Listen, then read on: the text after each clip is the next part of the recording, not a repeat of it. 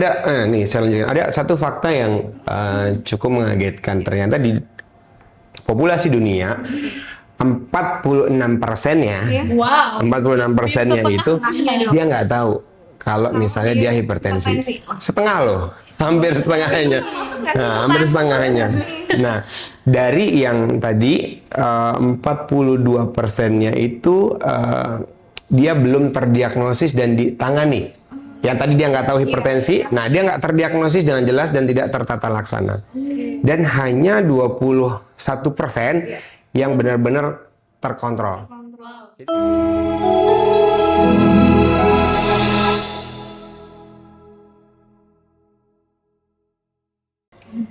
Halo sahabat bangsa, kembali lagi di podcast Teras Bangsa. Bahas sana, bahas sini tentang kesehatan.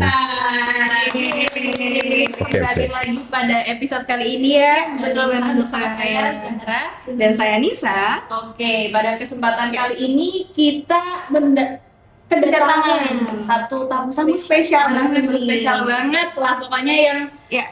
ini dulu ya. Nanti topiknya mengikuti setelah perkenalan nih. Kita Biar kenalan nih tebak-tebakan. sama sahabat bangsa di rumah Oke. gitu. Monggo dong, Monggo bisa dong. perkenalkan dulu. Oh langsung perkenalan. Baik, terima kasih atas kesempatannya. Saya Dr. Syifa Mahmud Syukron Akbar, spesialis jantung dan pembuluh darah. Yes. Saat ini saya berdinas di Samarinda, di Rumah Sakit Umum Daerah Inca Abdul Muiz Samarinda, itu RSUD kotanya. Kemudian di RSUD Haji Muhammad Salehuddin II Samarinda, itu RSUD provinsi, Oke. sama di Rumah Sakit Hermina Samarinda, Itu di Kalimantan ya dok? Kalimantan Timur. Iya. Kaltim. Jauh banget sahabat bangsa kita Datangkan ya dari jauh Kalimantan. dari Kalimantan ke Jawa. Ya. Jogja gitu, khususnya ke Dalam Kota Pasar. Bantul ya? Betul, betul. Nah, Yang lebih akrabnya kita panggilannya apa nih dok? Syifa, Dr. Syifa aja cukup. Dokter Syifa. Panjangan nanti kalau Dr. Syifa. betul. Mahmud Syukron Akbar. Ya.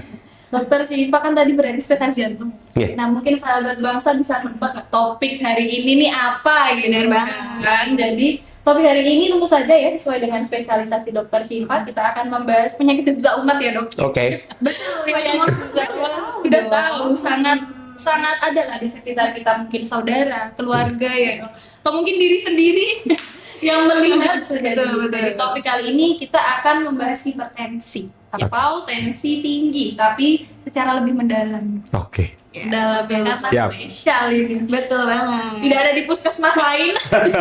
Di bangun Hanya tapan di- satu gitu ya.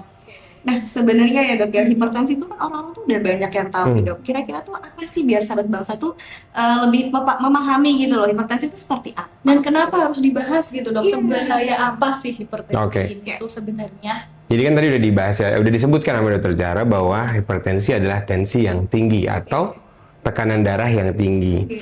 Jadi memang berdasarkan guideline, berapa sih batasan tensi yang tinggi itu? Jadi kalau kita kan di Indonesia nih, konsensus hipertensi dari INASH, jadi Indonesian Society of Hypertension. Konsensus terakhir memang udah agak lama sih, 2019. Nah itu memang mengatakan bahwa yang disebutkan hipertensi itu kalau sistoliknya, tekanan darah yang atas tuh lebih dari sama dengan 140 dan yang diastoliknya lebih dari sama dengan 90. Nah, tapi yang terbaru punyanya Amerika ya, punyanya Amerika itu kalau nggak salah 2025. Nah, dia lebih agresif, Jadi di 130, nah itu udah dikatakan hipertensi. Nah, sekarang udah pada tensi belum nih? Berapa tensinya? Jadi tensi tinggi karena deg-degan langsung Langsung ditodong ya Junda. Nah itu jadi udah pada tensi apa belum? Udah pernah lah, paling nggak sudah pernah tensi apa belum? Nah itu yang harus tahu. Betul. Karena kalau dari WHO sendiri umur dari di atas 18 tahun, karena yang dewasa patokannya 18 tahun. Nah umur dari 18 tahun itu sebaiknya sudah pernah di screening tekanan darah. Gitu. Kenapa? Tadi kan nanya tuh seberapa bahaya sih?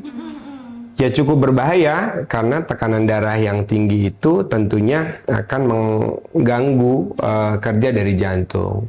Kan kalau misalnya nih selang, kalau misalnya tekanan tinggi susah lewat kan darahnya, jadi jantung kerja lebih berat. Nah itu analogi gampangnya.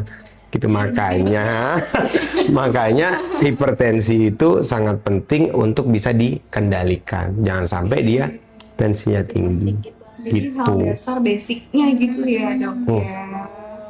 Berarti tadi dari 18 ya dok, kalau 18 itu berarti 19. udah ya? Oh, ini ya umur ya. Saya pikir konsensusnya. Iya, 18 tahun betul. Masih Sebaiknya di atas 18 tahun itu sudah pernah di tensi. Betul. Banyak kan pasien-pasien di sini tuh rata-rata Sudah jalan tua ya, dok, kalau di- baru banyak Ah. screening. Ya sama, pasien-pasien jantung itu ya simba-simba, ya kan nenek-nenek. Jarang banget yang pasien-pasien muda itu memang jarang, gitu. Padahal kalau dari muda harusnya sudah mulai di screening ya dok. Betul. Nah, untungnya sih kan ada MCU ya, pada beberapa orang yang bekerja, itu mereka harus medical check up. Yes. Biasanya medical check up tahunan. Nah, paling nggak dia ya setahun sekali ada di tensi gitu, paling nggak. Cek lagi gitu. Nah, makanya ini dari ya bisa cek kesehatan gratis kan setahun sekali ya ada fasilitas itu.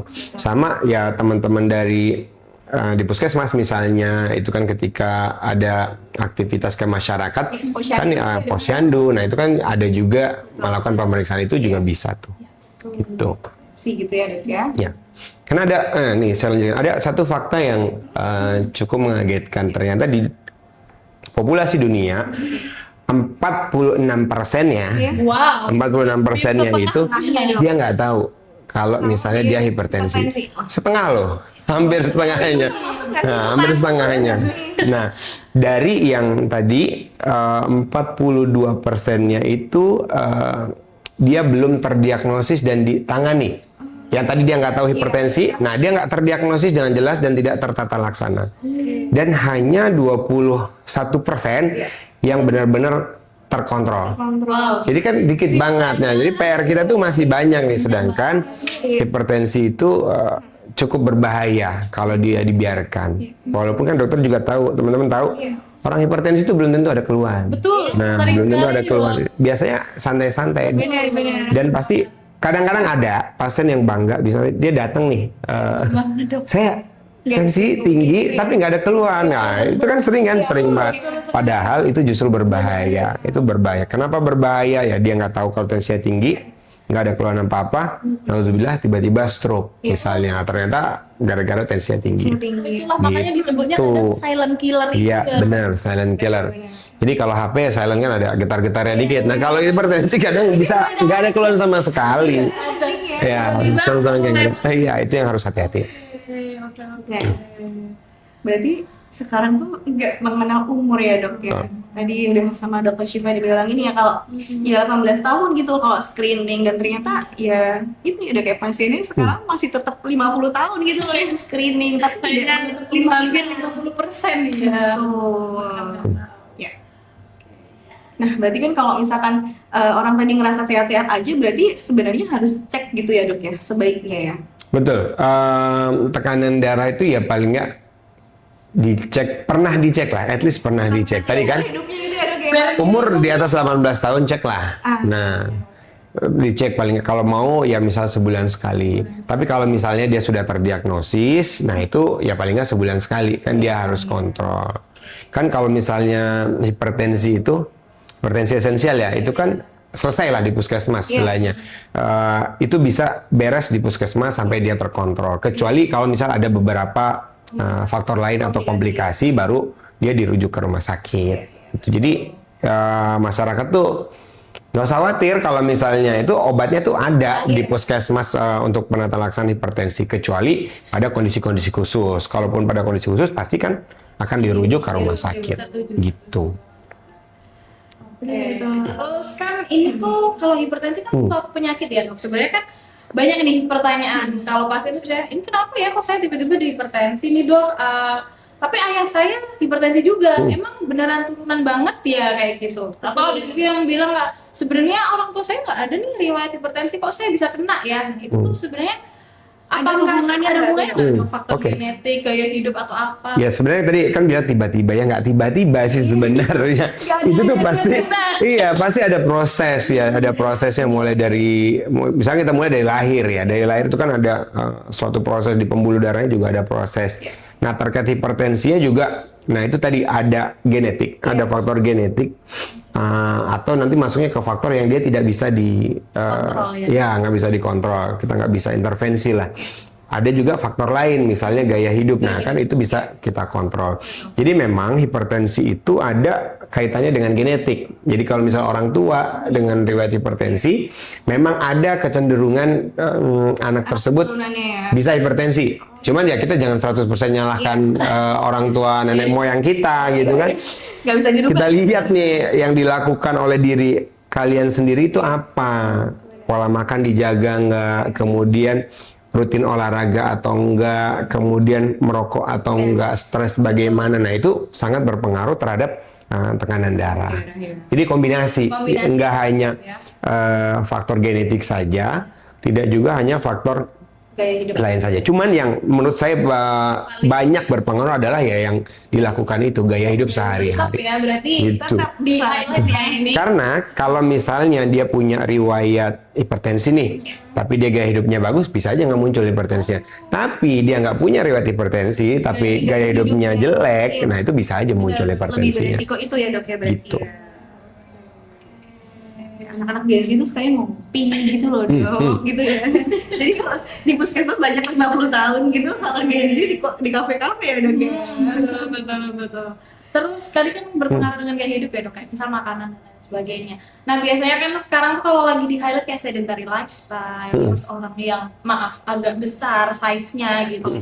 Nah terus kalau misalnya yang kurus nih pasti aman gak sih sebenarnya tuh kayak orang-orang Pernah saya beresiko nggak nggak nih, Dok? ikut, iya. Terkait hipertensi ya? Oh, ya tetap beresiko, tergantung bagaimana apa namanya gaya hidupnya dia juga. Jadi nggak jaminan misalnya kurus itu bebas hipertensi. Jadi sebaiknya pola hidup tetap diatur. Makanan, terutama kalau hipertensi itu yang bisa menimbulkan hipertensi adalah makanan yang tinggi garam.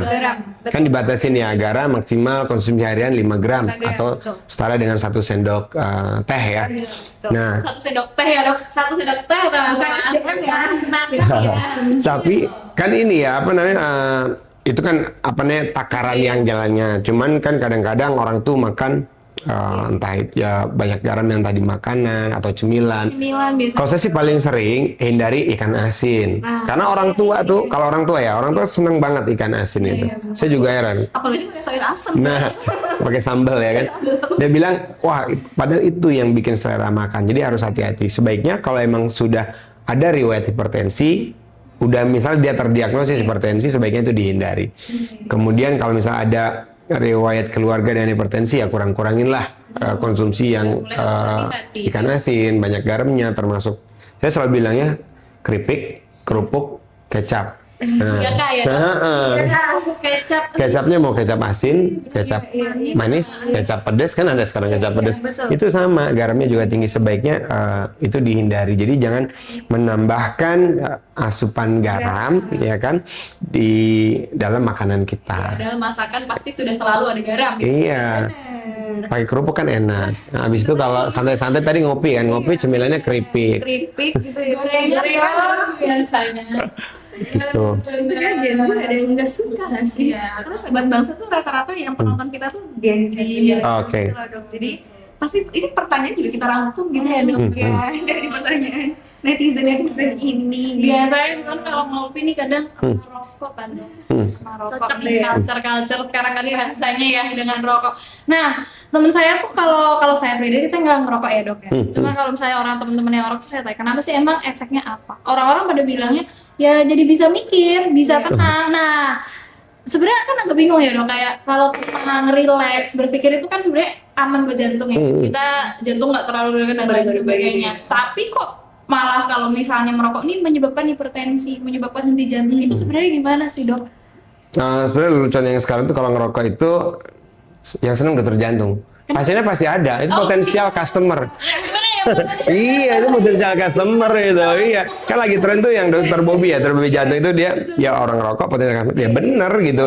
Karena memang resiko orang sakit jantung pada perokok itu 5 kali lipat lebih tinggi. Jadi kalau saya bilang kadang-kadang, bagus tuh Pak, Bapak punya privilege untuk ketemu saya atau teman-teman saya dokter jantung lainnya. Betul. Monggo kalau mau diteruskan, kalau emang mau sering ketemu saya, silakan tuh rokoknya. Nah, tapi ya kita kadang-kadang harus lihat nih orang yang kita hadapin. Kadang ada yang dengan kita kasih tahu biasa tuh mempan, kadang ada yang kita kasih sarkas dia baru mempan, ya gitu. Nah, jadi memang kita ketika mengedukasi, kita juga harus lihat sikonnya, lihat bagaimana kondisi pasiennya juga. Gitu. Jadi memang kalau ngerokok yaitu menambah resiko terkait masalah jantung, terutama serangan jantung. Tadi sampai 5 kali lipat. Ya, Dok. Terkait hipertensi dia jauh berpengaruh karena rokok itu sendiri kan dia merusak endotel pembuluh darah. Nah, jadi pasti ada kaitannya dengan hipertensi. Menyusun pembuluh darahnya itu ya. Betul. Dan juga tadi menyebabkan kanker, ya kanker beneran dan juga kantong kering. Gen Z, misal Gen Z kalau belum kerja, nah duit, misal maaf duit dari dari orang tua, nah ditambahin jajan rokok, aduh. Nanti masa depannya ketemu saya. Sebagai dihindar. Privilege-nya tuh agak nggak enak. Ya walaupun BPJS cover semua ya. Kan kadang Saat tenang ini ya, Dok. semua, iya nggak tahu ke depannya ya. Beda-beda ya Dok ya peraturannya. Gitu. Kalau tadi terkait kopi, kopi sebenarnya sih bagus, buat jantung itu bagus. Dia disarankan, dia ya memang meningkatkan fungsi kardiovaskular. Tapi tadi jangan pakai campuran. Campuran yang diperbolehkan hanya air sebenarnya. Kalau kopi doang kan nggak bisa. Tapi kalau ditambah susu, kental manis, tambah sirup apalah, butterscotch, vanilla, apalagi itu, dan lain-lain lah misalnya banyak. Nah itu yang kalau diminum sering dalam jumlah banyak itu nggak bagus ya. Kalau masih sekali-kali tubuh masih bisa toleransi. Tapi kalau sekali-kali, sejam sekali itu kan dibilang, atau sehari sekali itu juga nggak bagus. Karena kan rutin. Jangan sebaiknya. Kalau mau kopi dirutinkan adalah kopi hitam tanpa gula. Americano gitu-gitu ya Dok. Ya americano. Ya, nah itu boleh. Soalnya dari Ya. air kan ya. Boleh, jadi ya apa namanya ya kopi hitam dengan air itu aja. Itu kalau itu menyehatkan. Apa ya Dok ya? Dosisnya maksimal bisa 3 gelas per hari untuk kopi itu. Kalau yang tanpa susu dan gula Ya, teman-teman itu bagus. temannya. Ya. Oke. 3 cup kecil kayak gini ya Dok ya? Ya boleh, boleh. Itu. Bukan yang 3 gelas besar ya teman-teman. Tetap bukan ya. Oke. Dan tadi kita Gelas besar, pakai susu, pakai krim, bobanya. ada bobanya, Bang. pisang goreng guys. Nah tadi kita udah bahas rokok gitu ya Dok ya. Sekarang kan zaman sekarang tuh anak-anak tuh nggak cuma ngerokok, vape gitu Dok. Itu juga termasuk nggak sih Dok? Sama aja. Sama Sama aja, itu sama-sama nggak bagusnya ya buat fungsi jantung ya. Iya. Cuman tadi ya lumayan tuh sekarang potensial customer-nya 2. tambah. Rokok yang apa namanya biasa High cost lagi. konvensional ditambah lagi rokok elektrik gitu. Jadi ya gitu deh. Itu ya, berarti. Jadi kalau diteruskan ya itu potensi untuk terjadinya penyakit jantung, serangan jantung 5 kali lebih besar. Ada privilege 5 kali. Berarti tetap ada 5 langkah di depan Nah, antriannya kalau mau ke dokter jantung. Gitu. kita mau jalurnya Kayak gini ya. Iya, ada privilege. Orang-orang biasa antar aja Iya. gitu ya. Itu bisa lebih cepat. lebih ke first class ya Dok. Tapi VIP lagi kalau 5 Kalau naik pesawat yang di depan kan, nah sama itu. tidak ada turbulens apapun masuk gitu ya. Nah tadi kan kalau anak-anak sekarang tuh juga ini Dok, banyak yang udah anak pelari culture gitu yang Mulai gemar olahraga. Betul, udah mulai ada sisi baiknya gitu ya. Jadi teman-teman banyak yang lari, oh ikutan gitu lah. Kira-kira yang paling bagus tuh olahraga itu apa sih Dok untuk Pertanyaan bagus nih. Iya iya benar-benar. Olahraga apa yang paling bagus? Iya. Olahraga yang dilakukan. Nah, kalau olahraga yang cuman ini doang, cerita doang, aku pengen olahraga, lihat nih macam beli ini beli itu, pakaian. Nah, yang paling bagus adalah yang dilakukan. Setelah dilakukan baru kita lihat olahraganya apa. Olahraga kan ada berbagai macam ya. Iya, Secara garis besar misal dibagi 3 deh, olahraga yang aerobik, bagi 2 berarti, aerobik sama anaerobik misalnya. Kemudian nanti bisa ada olahraga yang kekuatan ya, resistensi, ya strength training. Yang baik itu adalah olahraga aerobik ditambah dengan strength training, kalau bisa ditambah dengan latihan fleksibilitas. Nah itu baru, dan dilakukan. Lupa dilakukannya. yang dilakukan ya nanti. Jadi kalau misalnya olahraga paling gampang lari boleh, ya lari bisa. Yang aerobik itu termasuk lari, jogging kan lari pelan, berenang, bersepeda, senam. yang dia masih Vigorous menggunakan. gitu ya, Dok, ya? Wah, kalau vigorous itu kan maksudnya lebih berat ya. Lebih berat.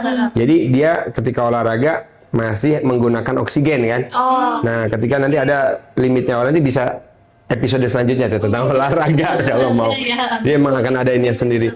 Jadi yang aerobik dia masih menggunakan oksigen ya istilahnya dalam metabolismenya itu. Kalau misalnya anaerobik tuh misal kayak olahraga yang berat, nanti sepak bola kayak gitu kadang-kadang nanti dia udah muncul ke fase anaerobiknya. Iya. Oh gitu. Jadi untuk fungsi kardiovaskular salah satu yang cukup bagus adalah aerobik, jalan tadi ya, lari, gitu ya. renang, sepeda. Itu bisa tergantung kondisi pasiennya. Kalau yoga itu dari flexibility. Yoga, nah mungkin masuk ke flexibility ya, masuk ke flexibility termasuk latihan otot supaya kelentukan ya, istilah kalau bahasa Indonesia kelentukan ototnya itu terjaga. Oh gitu. Kemudian yang tadi strength trainingnya supaya massa ototnya tetap Ini tetap baik bagus supaya gitu. supply oksigennya bisa tetap oke. Betul, betul. Jadi karena ya kita juga memang harus menjaga massa otot itu, terutama juga yang udah usia lanjut nih, 40 ke atas, nah itu tetap strength training itu Ini kalau kayak bisa gym gitu ya, Dok ya. nge-gym boleh, latihan apa namanya gerakan tubuh, nggak harus nge-gym, gerakan tubuh misal kayak push up itu kan bisa, sit up itu kan termasuk ya. Banyak tuh gerakan-gerakan strength training, nggak harus pakai dumbbell, bisa dengan dumbbell atau dengan alat, bisa atau tanpa juga bisa. Searching tuh banyak Iya tuh. benar-benar. Aku kemarin sama ini dok, lihat dulu FYI ini kayak kemarin aku lihat di salah satu di Treats gitu ya dok ya, katanya ada usia nenek-nenek gitu, awalnya tuh stroke gitu, tapi ternyata nge-gym akhirnya tuh sekarang bisa jalan secara normal gitu loh dok. Berarti Betul. ternyata memang sepenting itu ya olahraga. Ya betul, olahraga itu udah yang jelas dia memang terhadap kesehatan itu sangat bermanfaat. Tapi harus hati-hati, terutama misal kalau tadi cerita dia habis stroke. Iya, iya. Kapan dia mulainya kan ada batasannya nih. Batasannya. Enggak orang tiba-tiba dia habis stroke sehari kemudian langsung olahraga kan. Nah, tentunya ada Bertahap ya, Dok ya. ada justifikasi dari dokter yang merawatnya. Oh, ini udah boleh nih, mulai nih olahraga. Mulai Dosisnya berapa? Nah, nanti mungkin akan bertahap. Nah, tergantung dari kondisi pasien. pasiennya, Betul. iya. Tapi kalau memang sudah bisa olahraga dan memang aman, nah pastikan aman. Iya. Olahraga itu aman karena sekarang juga kan kita juga mungkin sering dengar orang lagi lari tiba-tiba kolaps, Iya. bersepeda tiba-tiba kolaps. artis yang seperti itu juga. Nah, itu kadang-kadang karena dia lagi apa namanya? Olahraganya lagi hype ya. Terus dia ikut tanpa tahu kondisi tubuh sebelumnya. Makanya kalau bisa check up dulu, medical check up dulu sebelum kalau mau olahraga yang berat terutama misalnya, apalagi kompetitif, mau ikut lomba maraton, nah itu sebaiknya cek dulu. Check up ya. Gitu. Dulu gitu ya berarti. Jadi olahraga yang baik apa? Tadi kan nanya olahraga yang baik, Yang dilakukan. olahraga yang dilakukan, Yang dilakukan. ya, bukan olahraga yang dimimpikan ya, Kalau saya masih Oh iya sih ya. bukan olahraga yang dimimpikan. Jadi yang dilakukan, jangan lupa. just do it ya, Dok Yes. ya. Betul. Oke, kalau kayak kehidupan tadi kayak rokok, udah kopi, udah olahraga, tidur sering banget kan kita begadang. Itu sebenarnya ngaruh banget ya sih tidur. Kadang tuh pasien Sangat berpengaruh karena kan itu tidur itu adalah satu waktu di mana tubuh recovery. Oke. Nah, tidur itu sendiri dia nggak hanya kuantitas, kualitasnya juga harus cukup. Jadi dua itu harus cukup karena kalau terkait kuantitatif, maksudnya dia harus berapa jam? Ya itu memang ada beberapa studi yang bilang harus minimal 8 jam, ada yang bilang minimal 6 jam atau 4 jam dalam sehari. Nah itu monggo nanti silakan dilihat. Tapi yang jelas kualitasnya harus baik. Kualitas tidur itu harus memang benar-benar baik. Karena ada orang yang pada saat tidur pun ya dia nggak bisa benar-benar istilah tidur pulas lah gitu, nggak bisa tidur pulas. Nah itu juga banyak. Jadi emang tidur itu sangat penting. Ya kalau begadang boleh saja, asal ada ada lagunya tuh. Dan memang orang itu begadang kan ya bukan yang terus-terusan. Misal ada pekerjaan yang harus diselesaikan, Jaga malam, kan ya misal kalau jaga malam itu kan bukan hal yang terus-terusan. Orang yang shift malam pun dia nggak akan shift malam terus-terusan gitu. Jadi tetap harus imbang karena kalau istirahat tidak cukup dari tidur nggak cukup ya memang berpengaruh ke kesehatan termasuk hipertensi itu juga bisa gitu. Soalnya banyak yang di posyandu tuh kalau kita lihat kok tiba-tiba tinggi potensinya pas Lagi pasti ngomongnya tadi malam saya tuh begadang. Ya yang berpengaruh itu. Jawaban Bagaimana teman berpengaruh? gitu ya. biasanya taunya tapi digali lebih jauh obatnya Nggak nggak diminum. minumnya selain begadang dia lupa minum obat kan ternyata betul. Nah, benar kan aku terkait obat nih. Kan kalau hipertensi kan tadi dokter juga sudah bilang di awal kalau memang terkontrol gitu. Bisa Betul. selesai di puskesmas tapi terkontrol dan minum obat. Tapi sering banget dok, saya menemukan itu pasien tidak mau minum obat dengan alasan tetangga saya bilang nanti ginjal saya kenapa-napa, gini. Itu sebenarnya gimana dok? Cara memberitahunya gitu. Edukasinya gitu yang Kadang tepat. tetangga tuh lebih dipercaya. Yang pertama, memang obat-obat yang diberikan itu adalah dosis yang aman, ya, untuk dikonsumsi long life, seumur hidup itu aman.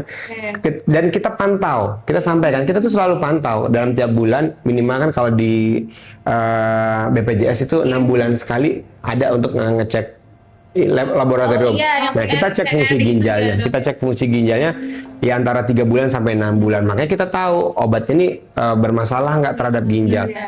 Normally obat itu untuk yang ginjalnya normal ya dia baik-baik saja, nggak masalah selama diminum sesuai aturan. Nah, gimana cara edukasi? Kita bisa sampaikan, malah kalau misalnya kita tidak minum obat, tensinya naik, nah itu malah bahaya buat ginjal. Kemudian yang bisa kita tekankan lagi, sampaikan, Pak, Bu, kalau misalnya ibu nantinya itu sakit, ginjalnya sakit, tetangganya yang tadi bilang itu dia nggak akan ngapa-ngapain. Paling pol mentok itu juga nilai doang gitu. Dia nggak akan terlibat apa-apa kurang lebih. Jadi nggak usah dengarkan tangga yang omongannya belum tentu benar. Jadi dengarkan apa yang udah disampaikan dokternya untuk minum obat. Kalau misal bingung, tanya ke dokternya, ini aman apa enggak, pasti akan dijelaskan. Kalau misal pada orang yang memang dia basicnya udah ada masalah ginjal, pasti akan dipilih obat yang relatif lebih aman. Apa yang nggak boleh buat ginjal pasti tidak akan diberikan. Tapi tetap tensi harus terkontrol. Jadi Gitu. tanyanya jangan sama tetangganya gitu. Iya. Sahabat bangsa ya. Boleh nanya tapi jangan dipercaya. Kalau nggak bener. Iya. Ya, dok, ya. Membangun ini dengan tetangga. Oke, boleh. Dan juga ada juga tuh dok yang pernah tanya gitu loh, kenapa sih Mbak kok kalau minum obat tensi itu harus selamanya gitu tuh kenapa gitu. Nah, itu Oke. Nah, gimana tuh? nah memang harus selamanya, kenapa? Karena tensinya dia bisa terkontrol itu kan salah satu pengaruh obat itu. Misal awalnya 160 per 100, setelah dia minum obat bisa 120 per 70 gitu misalnya. Nah itu kan setelah dia minum obat, kombinasi obat misalnya yang diberikan di puskesmas ataupun di rumah sakit. Nah ketika dia sudah bagus tensinya, terus misal dia ngerasa, oh, udah nih, udah nggak ada keluhan, udah enak, saya nggak mau minum obat. Ya, sangat sering, cukup sering gitu. Makanya itu kita jangan bosan-bosan buat edukasi bahwa obat itu harus diminum seumur hidup. Kalau bisa saya tulis di sini. Kapan bisa dihentikan? Bilang, boleh berhenti kalau yang nyuruh berhenti adalah dokternya. Udah, itu aja salah satu boleh kuncinya. berhenti ya, dok? Kalau dokternya yang menyuruh, misalkan ada ketika dia minum obat tensinya terlalu rendah.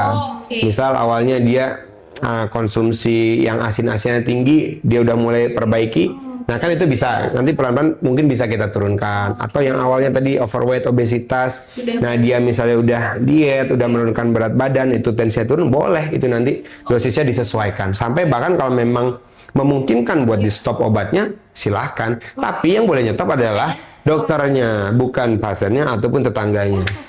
Itu nggak boleh. Iya, itu harus disampaikan. Menyetop sendiri itu mereka nanti kembali dengan tensinya naik lagi. Betul. Ya mending kalau cuma naik doang. Kalau udah ada komplikasi yang lain, nauzubillah, stroke, serangan jantung. Balik laginya gara-gara ke IGD, serangan jantung, stroke kan nggak mau. Itu. Iya, berbahaya. Mana sudah bagus, tiba-tiba naik. Betul. Oke, jadi boleh berhenti, tapi syaratnya itu banyak. Ya, betul. Syaratnya Betul. sangat Yang boleh menentukan berarti apa enggak adalah dokternya yang merawat. Dan Gitu. hanya dokternya yang bikin Gitu. di high test. Bukan tetangganya ya, bukan tetangganya. Biar berarti gaya hidup ya dok ya, yang dikontrol, terus juga misal makanan dan lain sebagainya, dan memungkinkan untuk nanti bisa diturunkan dosisnya ya. Ya, Misalnya. Tapi betul. dokter sendiri pernah nggak sampai ada yang punya pasien yang memang stop gitu obatnya? Dokter pernah nggak selama menyetop? Kalau sampai stop semua mungkin enggak ya. Tapi ya belum dapat lah, itu belum dapat, karena biasanya yang datang ke saya adalah yang udah tua gitu kan, memang dia udah dari riwayat hipertensi sebelumnya. Nah mungkin harapan buat teman-teman yang masih muda, ternyata tensinya naik, nah itu masalahnya masalah gaya hidup, nah itu bisa diintervensi dari gaya hidup. Nah mungkin nanti obat-obatannya bisa disesuaikan dosisnya. Cuma saya nggak janji nanti dibilang apa namanya disclaimer dulu saya. Kalau memang memungkinkan, nah bisa disesuaikan dosisnya ya nanti akan disesuaikan. Kalau emang bisa di stop. Ya saya pernah ada ya tapi ya emang cuma 1-2 pasien dan dia memang memperbaiki ininya pola hidupnya. Nah itu bisa. Nah tapi kan kita harus tetap evaluasi. Jangan ketika di stop Terus nggak lepas. Evaluasi 1 bulan setelah nggak minum obat apakah tensinya ada naik turun. Nah itu yang harus diperhatikan. Jadi tetap kontrol gitu ya dok. Betul. Kalau sudah terdiagnosis ya minimal sebulan sekali. Kalau misalnya dia orang sehat kan medical check up 6 bulan sampai setahun sekali lah. Gitu. Masuk programnya Bapak. Sebelum kita cek kesehatan Per tahun kan ya. Betul. Nah, ngomongin tadi kan juga ya dok, karena pasiennya banyak orang tua nih. Kadang-kadang tuh orang tua kalau misalnya yang di posyandu gitu mereka merasa, lah emang kan saya sudah tua, pasti tensinya naik. Itu juga sering dok. Itu sebenarnya gimana sih dok? Apakah emang biasanya mereka merasa 140, 150 itu wajar karena saya sudah tua? Kayak Nah gitu. itu harus disampaikan, itu harus diedukasikan ke masyarakat bahwa yang namanya tensi tadi di atas 140 itu adalah hipertensi. Oh, leveling. Ya, dan itu harus diturunkan. Cuman memang kalau pada usia yang lebih lanjut,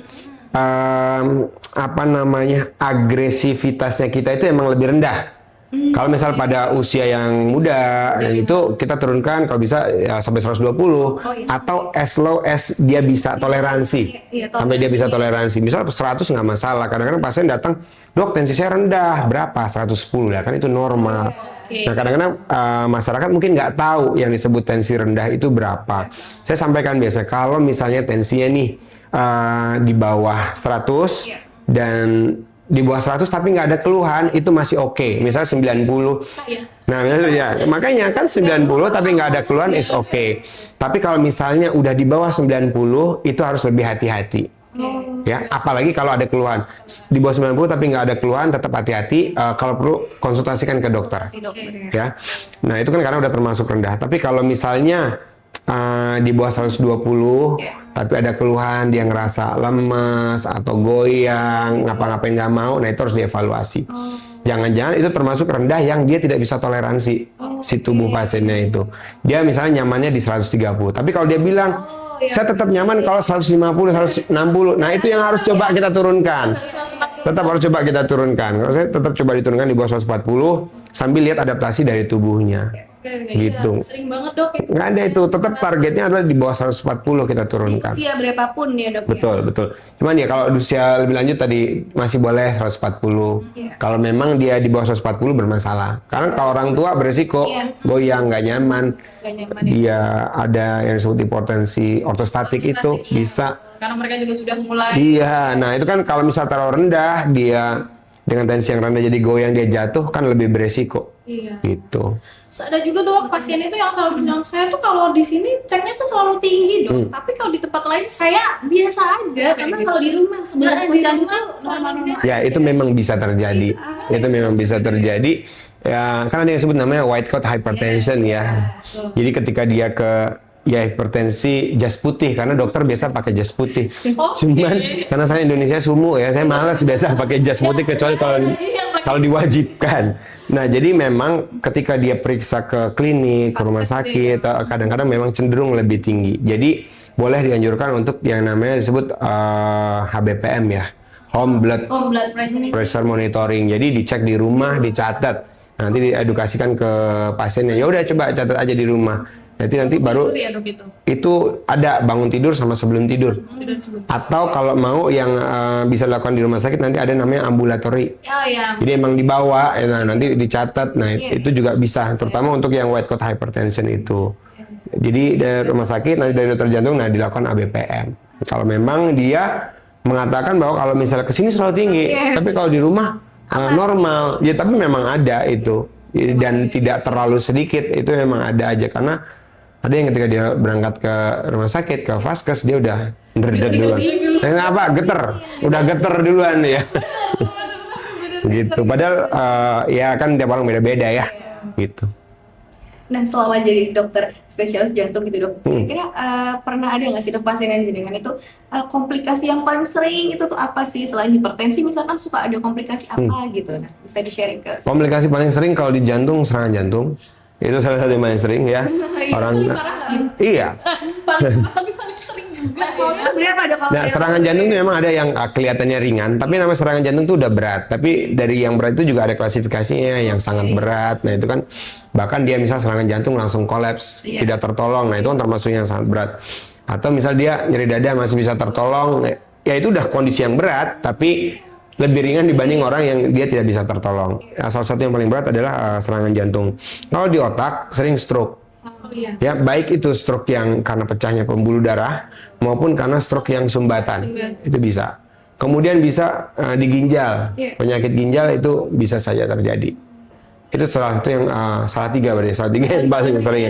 Kalau di jantung ya paling sering adalah masalah serangan jantung.